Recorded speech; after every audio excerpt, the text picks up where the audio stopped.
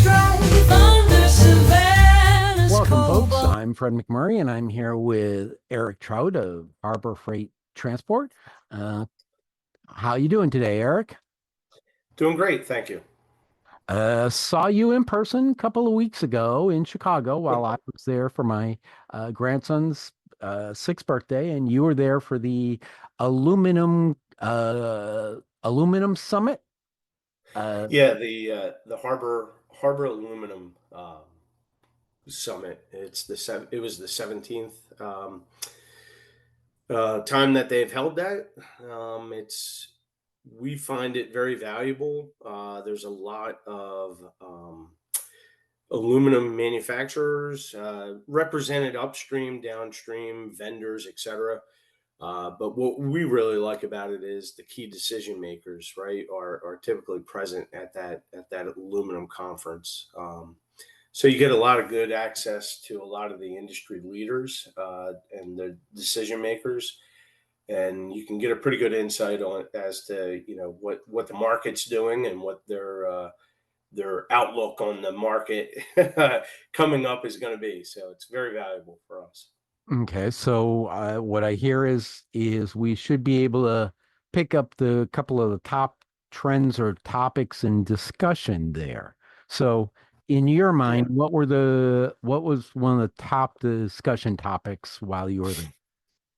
I mean, the the gorilla in the room was definitely the tariffs, right? And the uncertainty of the tariffs and the trade war between the U.S. and China. Um, that's it's a touchy subject because aluminum prices, they are making a comeback, but it's not a real high margin manufacturing business. So every penny counts in the production, transportation, logistics, and then when you throw additional duties and taxes onto it, that just erodes profitability. So that was the main concern out of everybody at that conference. I think one of the other largest subjects that we heard was, the ability to manufacture within the United States right now. There's no new production coming online in the near future. I believe Century Aluminum is slated to bring on a new smelter, but the completion date for that is 2029. So that's 4 years down the road before that capacity even comes online. They are looking at bringing on or turning back on some of the idle capacity that they have. But even by turning that idle capacity on, the demand for the aluminum is just it far outweighs domestic manufacturing. So you're always going to have, in my opinion, you're always going to have imported material coming into the United States from other countries. Okay, so I want to flip back to that first one you mentioned. Yeah. And it makes sense from the second one, restrained the restrained capability or minimal capability to produce aluminum in the US, which means we're going to be shipping stuff in more, and everyone's worried about uh tariffs. Um, so my question becomes is it, we know that there's trade wars going on. We know that makes fluctuations in the pricing even worse. Aluminum's everywhere, from our cans of beer to our baseball bats to everything else. So that seems to indicate a increase in pricing because of tariffs and the low volume. How does Harbor Freight Transport help companies re- Mhm.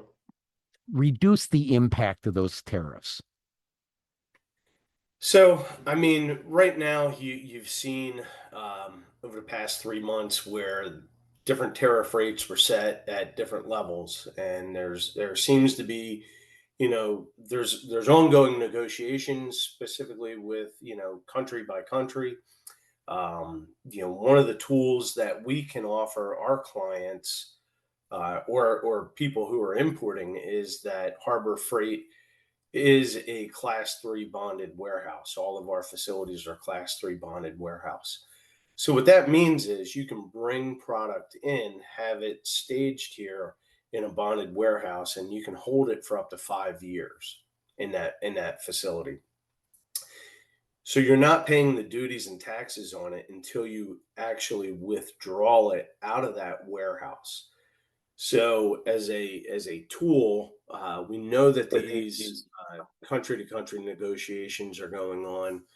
You can bring your products in. You can have them here close to the end user, the end user market in the U.S. for your aluminum.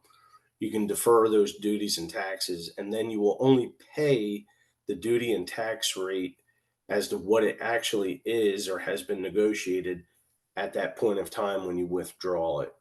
Now, that's different from a free trade zone. People get those two messed up.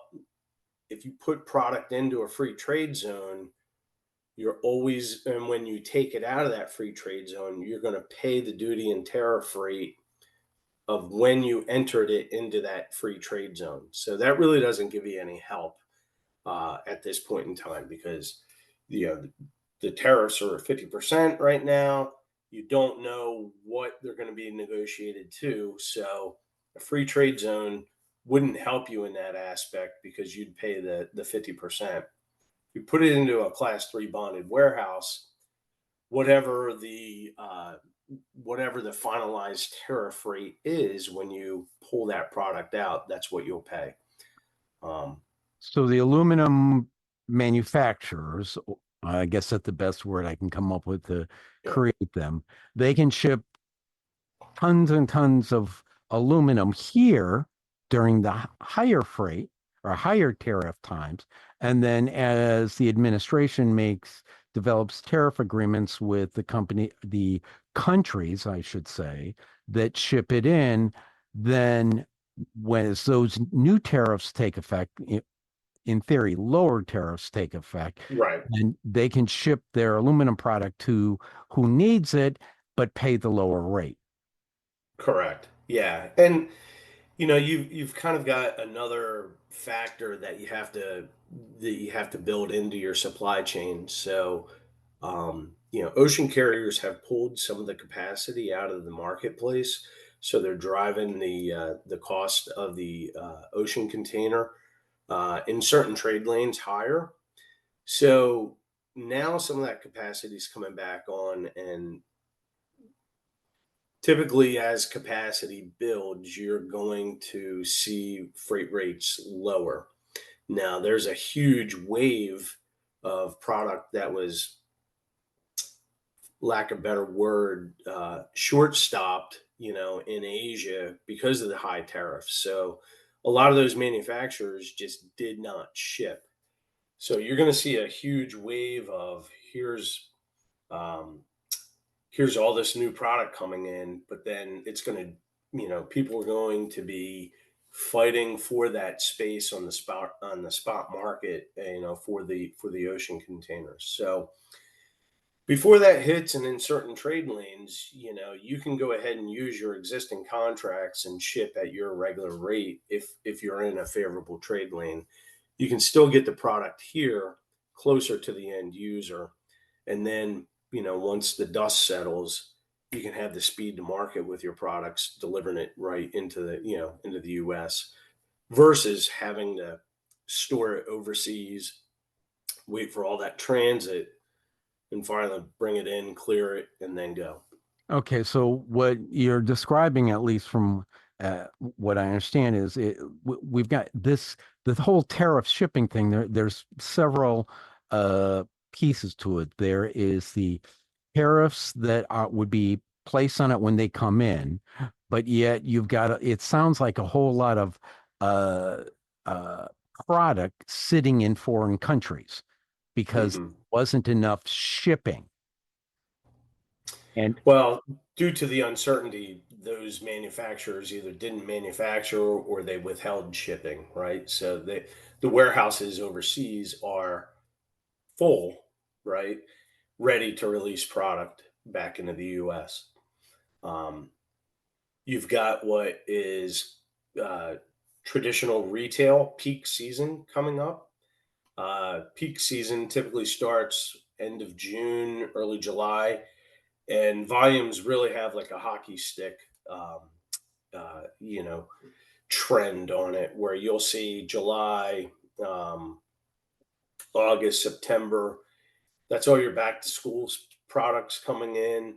So you're already going to see where capacity is going to be tight on the ocean carriers, and freight rates are going to go up in certain trade lanes. So, and that peak season will go all the way until November. You know, when you think about all the back to school, all the holidays, Halloween, Christmas, Thanksgiving, etc. Right? So it's now would be a good time to get your products on water and get them into the U.S. before that major peak season hits.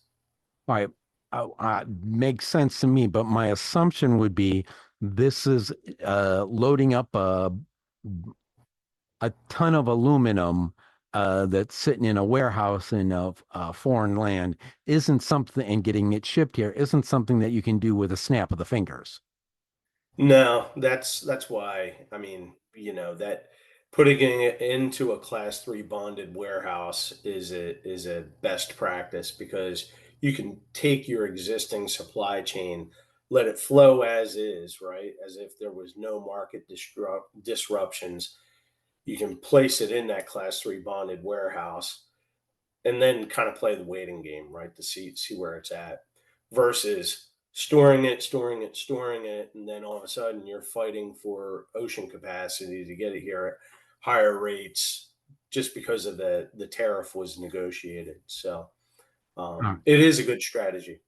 So in other words, to optimize your supply chain, get it here, work with Harbor Freight Transport on their class 3 bonded warehouses. Did I get that right?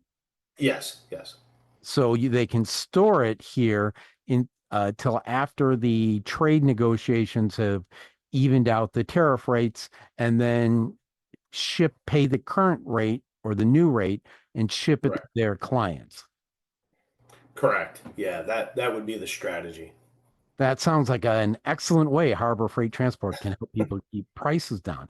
All right, so you're also talking about some another topic that I do want to touch in a bit because we've been kind of dancing around it. And from what I can tell, this isn't something that Harbor Freight Transport can really help with, which is and maybe I'm wrong, I hope I am, but is the US capability to smelt and produce aluminum.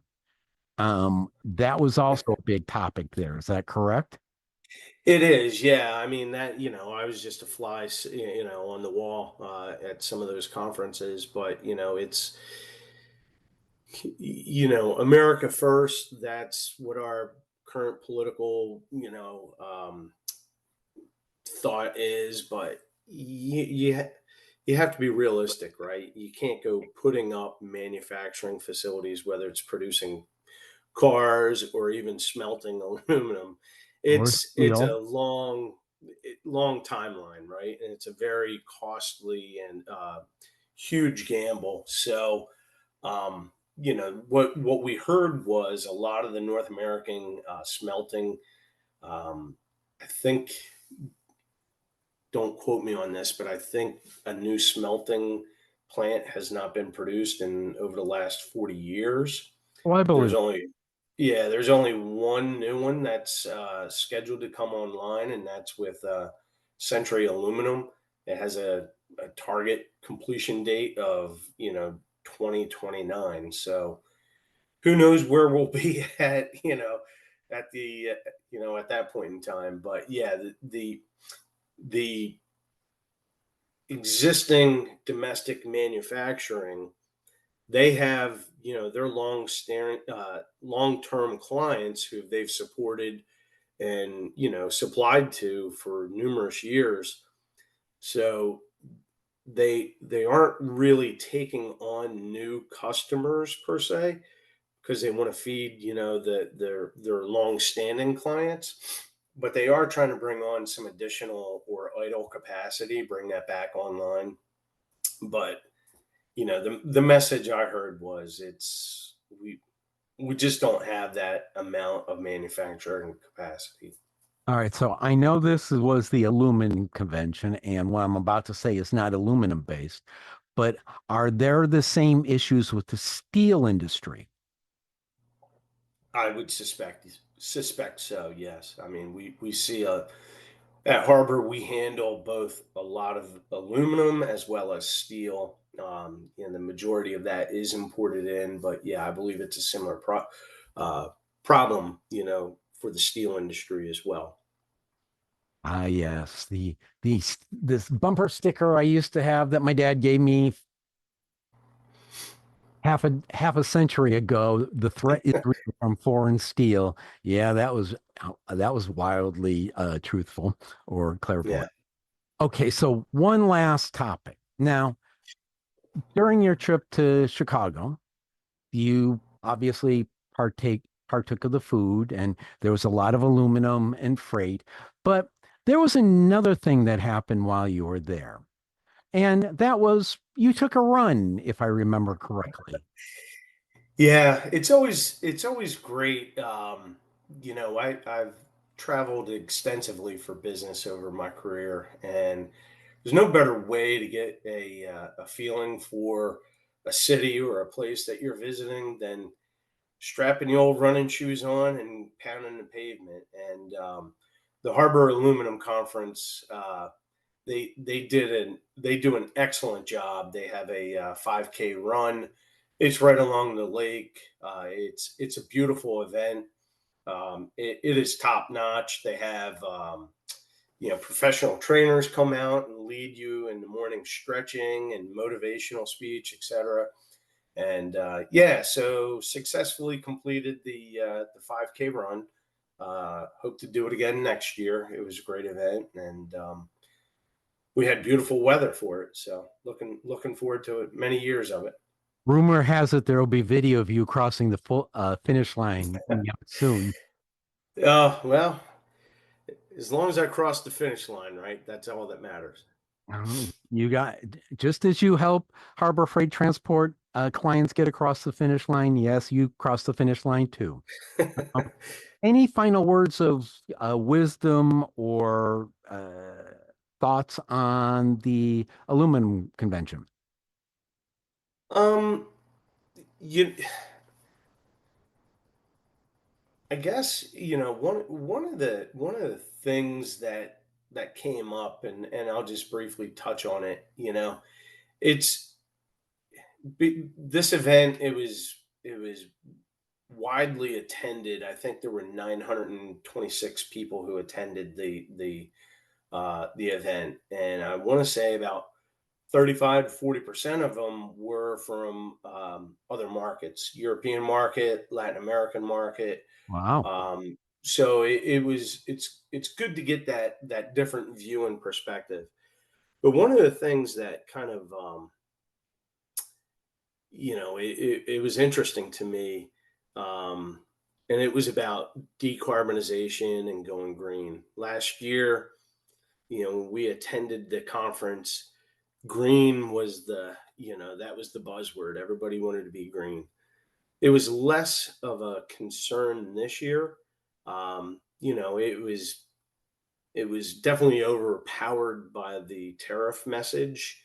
Um, but the Europeans, they definitely lead the way on sustainability, right? And what I thought was interesting, there was a couple times where the question was proposed, with all these market headwinds and costs, et cetera, do you expect that the green initiative is going to take a back seat? And, just my internal polling, the European companies resoundingly said absolutely not, right?